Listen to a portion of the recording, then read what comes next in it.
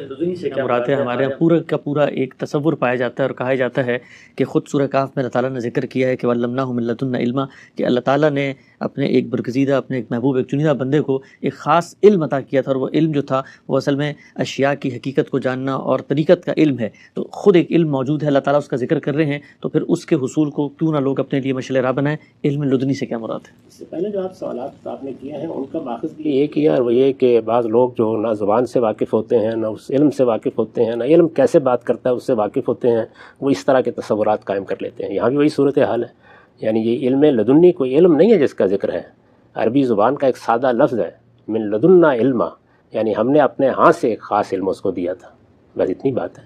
یعنی لدنا کا مطلب یہ ہے اپنے ہاں سے، خاص اپنے التفات سے۔ یہ ان فرشتوں کا ذکر ہے کہ جن فرشتوں کو اللہ تعالیٰ ایسا ہی علم دیتا ہے، اور جگہ جگہ ان کا ذکر ہوا ہے، اور ان کو بھیجتا ہے، اور وہ ذمہ داریوں کو انجام دیتے ہیں، وہ کارکنان قضاء و قدر کی حیثیت سے اللہ سے وہ علم پاتے ہیں، وہ علم لے کے آتے ہیں۔ اس کی تصویر کیا ہے وہ قرآن نے کھینچی ہے، خود حدیثوں میں اس کا بڑا تفصیلی ذکر ہوا ہے۔